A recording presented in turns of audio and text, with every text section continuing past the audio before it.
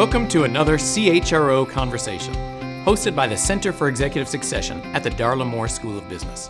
I'm your host, Anthony Nyberg, and today we are speaking with Dan Smith, Senior Vice President and CHRO of Owens Corning, a leader in insulation, roofing, and fiberglass composites with over 19,000 employees located in nearly 40 countries. Dan, thank you very much for joining us here. It's a great privilege and honor for us to have you here. Glad to be here. I couldn't think of a better way to spend my Friday afternoon. As a CHRO and on the executive team, you have a really unique vantage point of the way the company works and the organization functions. Can you say, just at a high level, some of the challenges that your company is facing right now? Yeah, no, a great question. I mean, every company who's on a growth journey like ours is constantly faced with kind of new and unique kinds of challenges. And they change, from year to year and from month to month, right? But right now, big challenges for us are around integration of companies we've bought in the last few years. So we've bought 4 companies in the last 2.5 years in different parts of the world. So a big part of, the challenge right now is how do you integrate those? How do you get the same culture, in different parts of the world? How do you assure that the synergies that were part of the business case are realized by the teams you put in place to make these things happen? They've been a lot of fun, but a big challenge nonetheless. So you kind of park the acquisitions to the side, and then you've got the challenge of organic growth. How do you grow what you already have? And in doing that, we've done a lot around building new capability, building out our marketing presence, building out the quality of our development programs to feed our marketing programs that help us to really know our customers and our markets and go after some unique growth opportunities. And that's hard work. One of the really interesting aspects that you pulled on in terms of the amazing growth that your company's had is this need to integrate across the world.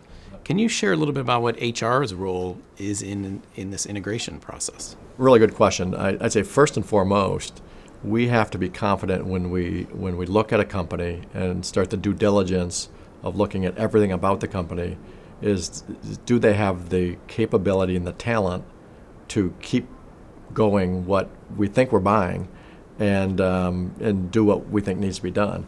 So there is a huge talent equation to the team that you're buying. How do you integrate them? How do you know what you're getting? How do you put retention plans in place to make sure that they stay? So that's a big part of due diligence, and that's a big part of integration. Probably more important than that, though, is putting the team together that's actually going to drive the due diligence, the team that's going to drive the integration, because they're usually 2 different teams. And then how do you take your best people out of current jobs and put them on something as critical as a $1 billion acquisition to make sure that you're realizing the business case? And whenever you take your best people out of jobs to dedicate them for a year or 2 years to go on to a new assignment, you've got backup opportunities and challenges. So the whole trick is how do you stay way in front of this, and how do you know the moves, 2 or 3 moves down the road? It's like playing a big chess match to make sure that you have the teams and the continuity of the businesses that are being disrupted to take talent out. So much of the world would think that acquisitions are really just a finance function, but it sounds like you're saying that HR really has a key role in driving acquisition success. Is that correct? Absolutely, 100%. I mean, there is a financial component, to the analysis of what is the business case, but then there's the real component of how do you integrate it? And there's back office financial integration for synergies. That's largely a finance function, but there's a huge talent component to that, an OD component to that. How do you bring those things to life? But the real thing is, how do you run these businesses? How do you motivate these employees? How do you actually put the teams together that can actually make happen what you're buying? I was really awed by even the conversation we were having last night about supply chain, and you're basically overseeing that role, right? They report up to you through HR, is that right? Actually, they did. Okay. So my role today is more like a chief administrative officer. So I've always had core HR as part of my responsibility in previous companies and current company. But I've also taken on at Owens Corning responsibility for information technology, responsibility for communications and public relations. I had supply chain for a period of time. I was asked to lead part of our marketing efforts in the last year and a half or so, so I kind of traded that for supply chain. But yeah, no, I've taken on a number of different functions in the company that are tied to getting done what we need to get done to grow the company's results. So can you say a little bit about how HR or why the HR leader, what skills or unique insights you bring to run these areas, the marketing or operations, et cetera? Yeah, one of the things I think I'm best at, and my CEO thinks I'm best at, is fixing things, right? So taking something that is complex, simplifying it, putting in management systems to make it work, putting in talent to make it work, making the tough decisions on how to move something forward. And he's seen me do that with HR. I've done it with supply chain for a period of time. In marketing, we had a complete new capability build where we went from having no marketing organizations to what I think is emerging world-class marketing organizations that are focused on product development and understanding markets. That's a big talent component. There's building capability, there's selecting talent, there's putting in the management systems on how to keep growth going. It's very complex, and once you can do it with one group, the chances are you can do it in another group. So, my CEO has asked me to do that in a number of different cases. So this is another time that you have talked about these other functions that, again, many people would think are very distinct and remote and far away from what HR does. And you've focused on the need to have great talent even in these other functions. Can you say a little bit more about why is talent so important even in something like supply chain or marketing? Everything's about talent. It just is. I've seen organizations that were poorly run, and if you take one person out and bring another person in who's fabulous, a great leader, great challenger, great selector of talent, great engager, somebody who really writes great objectives, they turn things around, right? And it doesn't matter what function they're coming from. It's the leader that they are that allows those things to happen. So I think leadership transcends every one of the functions and every one of our businesses. And you can almost plug and play different leaders in different places, and they would be successful. They just have to be curious. They have to learn the business. They have to learn, the nomenclature, and just make things happen. So, thinking about leaderships and great leaders and great talent, and you identified that they need to be curious and learn the business and the nomenclature. Are there other things that you specifically are looking for, or that you say, yes, that's a key to great talent? We actually created a growth capability model for our company, so a leadership model for our company. And I would summarize it in 4 things that we look for at our company. Somebody has to be great at ideation. And when I say ideation, it's not just that they're the most curious or the ones that develop the best ideas, but people that can actually get ideas out of other people. They can be inclusive. They can draw the best ideas out of people and work those ideas. So ideation is one thing. Second thing is evaluation. So evaluation is what I would call connecting the dots.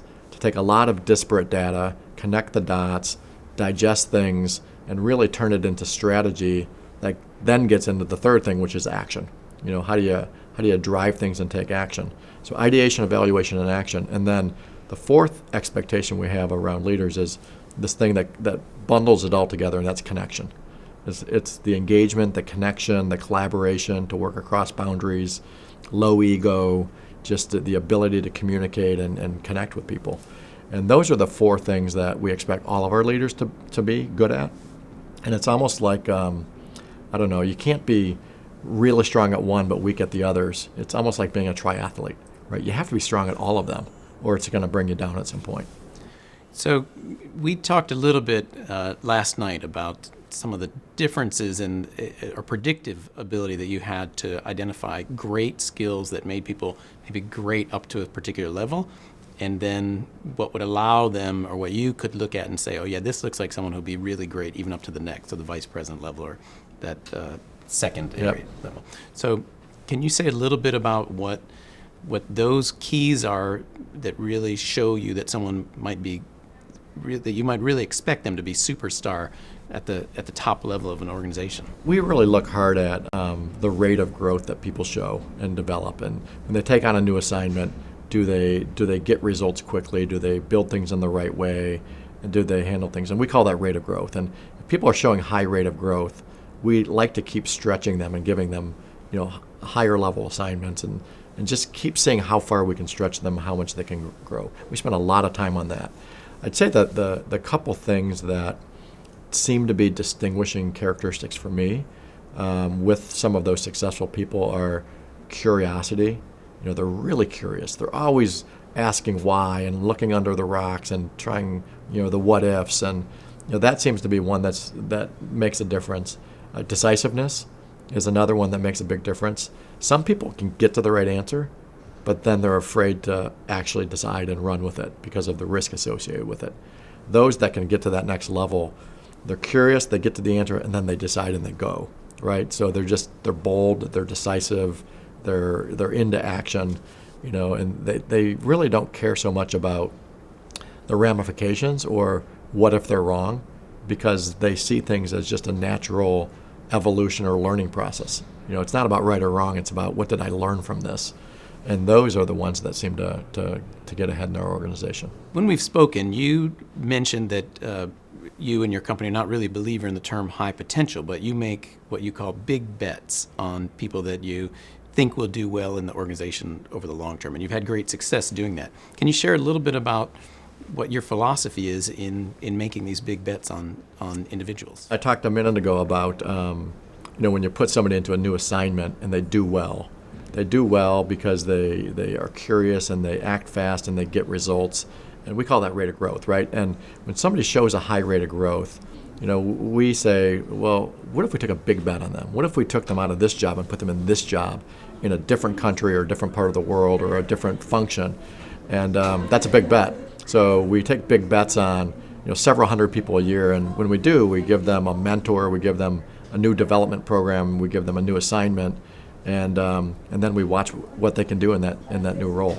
And it really seems to work for us. I know your company has really been on the cutting edge of using analytics to inform you about even HR decisions. Can you say a little bit about maybe something that where analytics has really helped you or helped you see the future in a little bit different ways, and how it's changing the HR function? Analytics is near and dear to my heart. At heart, I'm an economics and statistics background, and I love data and I love analytics, and I always thought we were pretty good at it, but a couple of years ago we hired a couple of data scientists that taught us we actually weren't that good at it.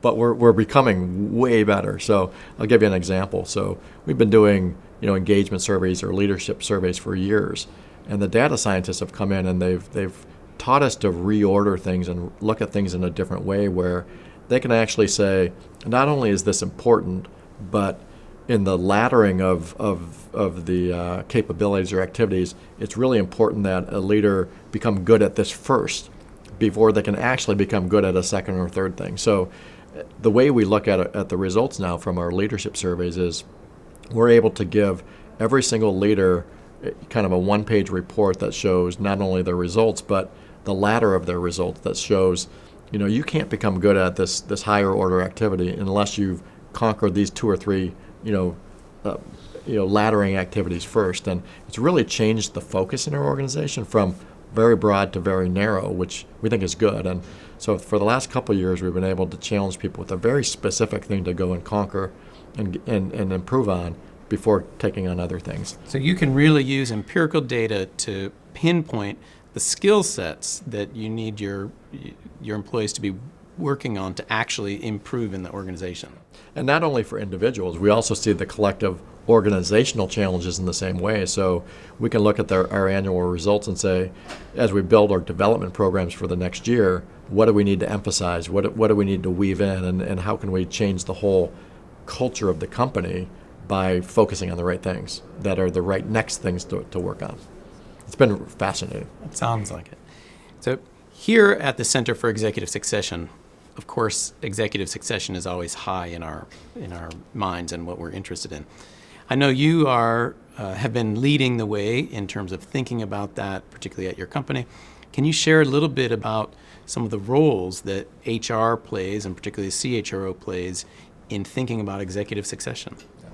Yeah, we've been focused on succession for the last 6 or 7 years pretty intensely. We have really great talent management practices. We have annual talent reviews that have updates along the way. We've actually moved from a position where we had 6 or 7 years ago 0.9 successors for every one of our VP jobs in the company. And we had an aspiration to get to two successors for every one VP job. And those are unique, not where one person can be on the bench for 5 things, right? And we've gotten to the point where we actually have more than 2 successors for every one of our jobs. So that's a kind of a general comment.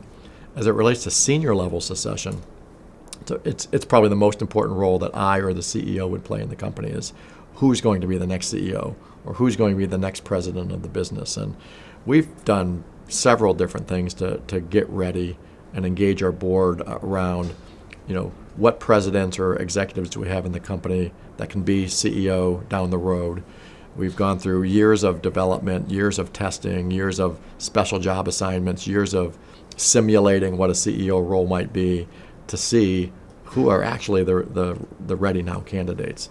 And it's been very successful for us. The board's been actively involved. The CEO has played a key role. I played a key role. And we think we've got a world-class process for really engaging the board around the decisions that need to be made. So it's been quite strong.